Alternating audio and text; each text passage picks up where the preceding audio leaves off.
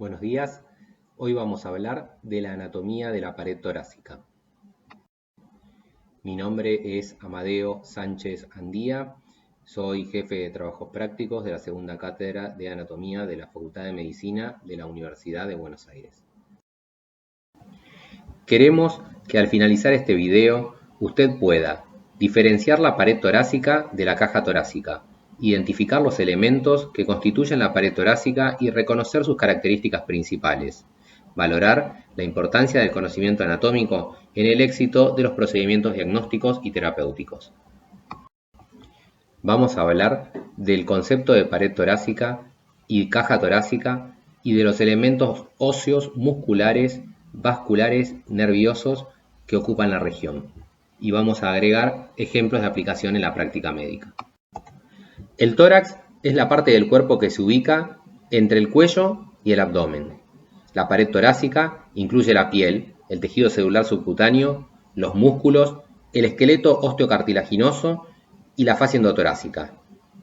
La caja torácica está formada por el esternón, los cartílagos costales, las costillas y las vértebras torácicas. Es decir, la caja torácica es el esqueleto de la pared torácica y es el soporte del tórax. El esternón es un hueso plano, ubicado en el centro de la parte anterior del tórax, entre los cartílagos costales de ambos lados. Es un hueso impar, medio y simétrico.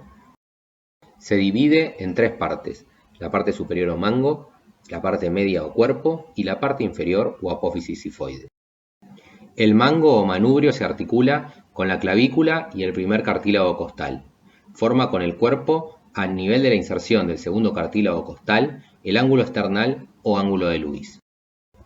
El apéndice sifoides, óseo o cartilaginoso, puede presentar distintas formas y en ocasiones puede protruir hacia la superficie. Los bordes laterales presentan las escotaduras para los 6 cartílagos costales y el gran cartílago común. Las costillas son 12 huesos de cada lado que se articulan con las vértebras correspondientes y el esternón a través de un cartílago.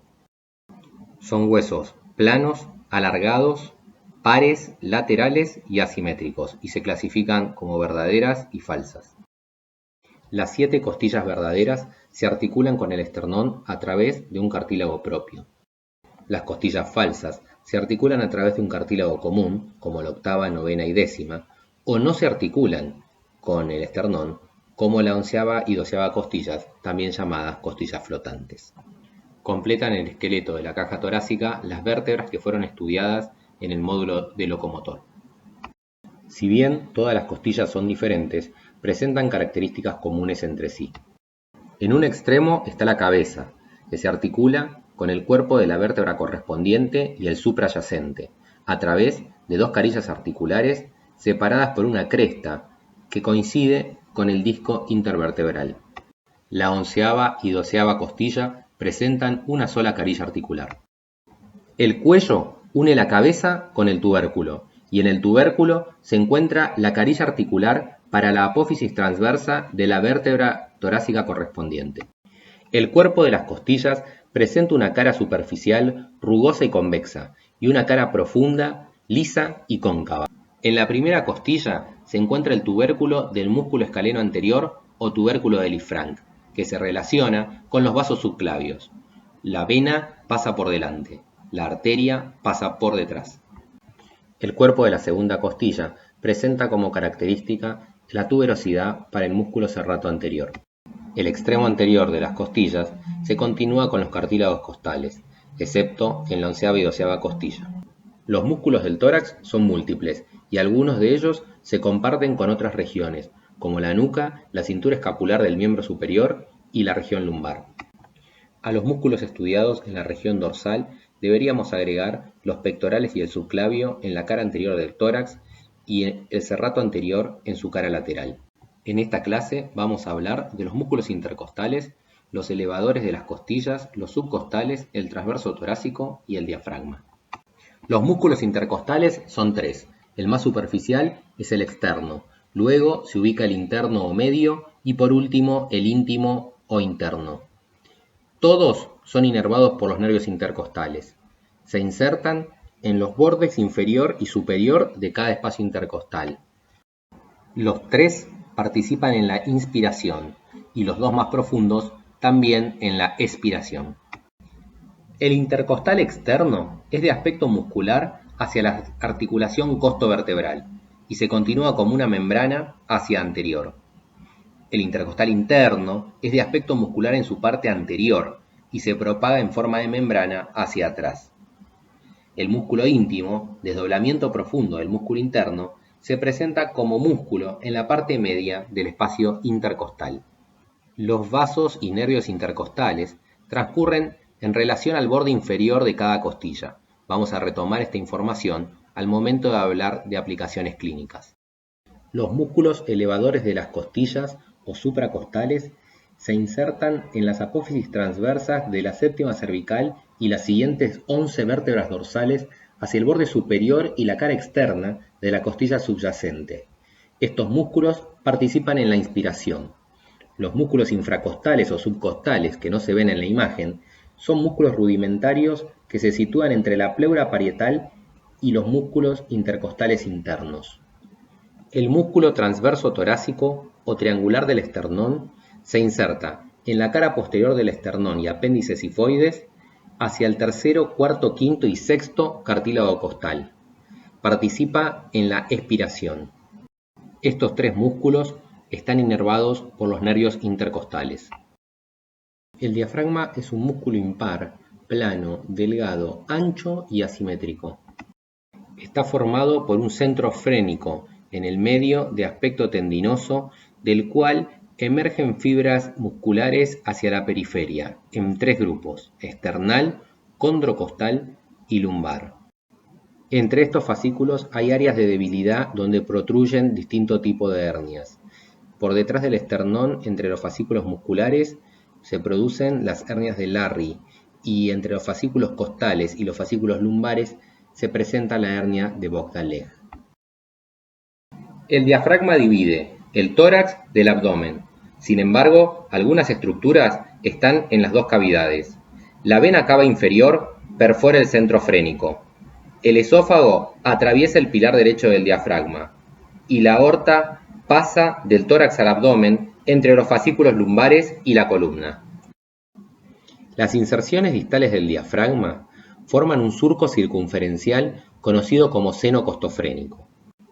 En las radiografías de tórax de frente y de perfil podemos observar cómo es más pronunciado en su parte posterior. En relación con el mediastino y el corazón, hay un surco menos pronunciado llamado seno cardiofrénico. En la radiografía superior podemos ver cómo se relaciona el diafragma con los pulmones y el corazón. Y en las tomografías inferiores podemos ver la relación que tiene el diafragma con el vaso, el estómago, la aorta, la vena cava inferior y el hígado. Por último, a la derecha podemos observar los pilares diafragmáticos, la aorta y las vértebras lumbares. En este video vamos a ver la disección del hiato. También se pueden ver los vasos diafragmáticos y el centro frénico. Se procede a la disección de la membrana frenoesofágica. Eso nos va a dejar expuestos al esófago.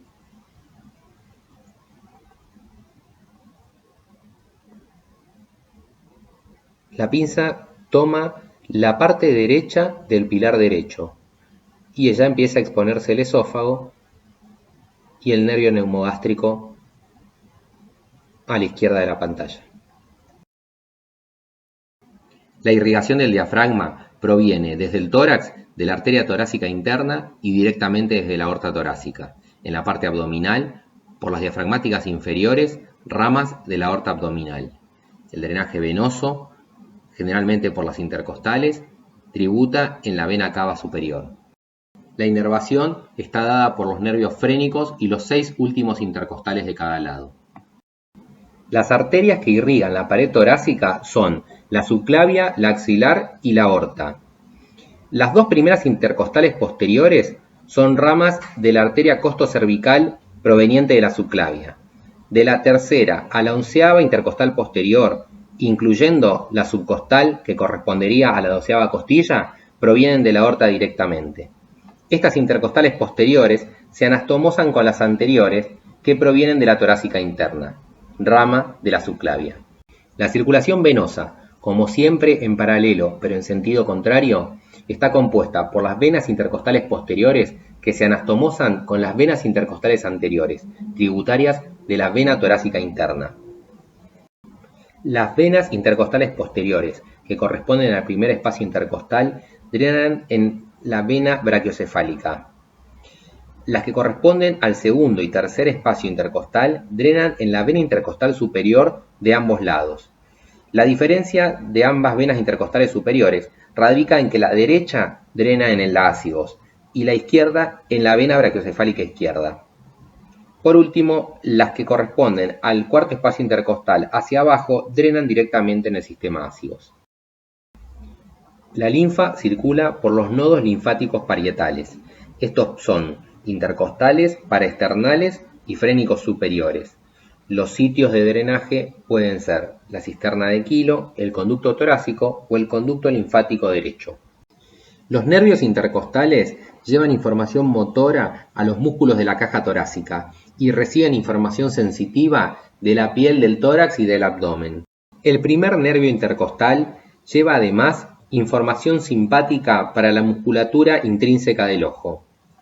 Y el segundo y tercer intercostal se conectan con el nervio cutáneo braquial medial, formando el nervio intercosto braquial, nervio sensitivo que muchas veces se encuentra afectado en los vaciamientos axilares, es decir, la resección de todos los ganglios de la axila, dejándole al paciente parestesias o adormecimientos en la región de la axila.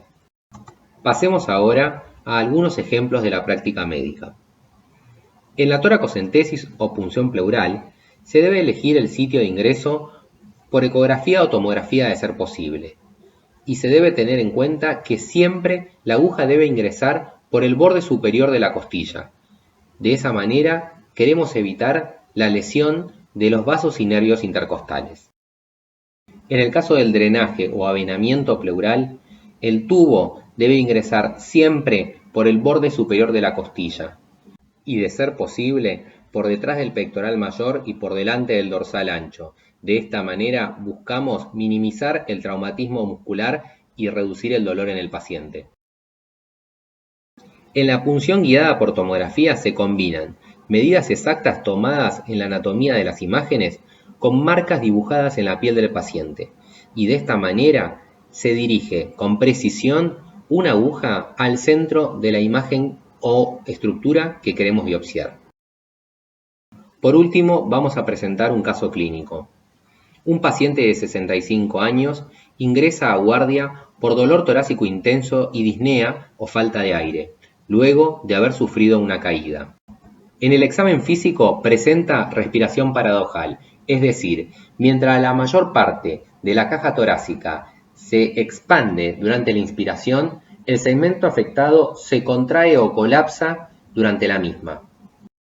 En las tomografías observamos los múltiples trazos de fracturas en distintos arcos costales que dan este cuadro también llamado bolet costal.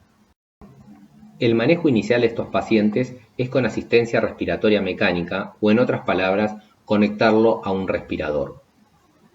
Nuestro paciente, una vez extubado, evolucionó con dolor intenso. Por lo tanto, se decidió realizarle la fijación con osteosíntesis, que son las placas metálicas que se pueden observar en la radiografía de la derecha. Definimos pared torácica y caja torácica e identificamos los elementos que constituyen la pared torácica describiendo sus características principales. Y por último, dimos algunos ejemplos para marcar la importancia del conocimiento anatómico dentro del razonamiento médico. Muchas gracias.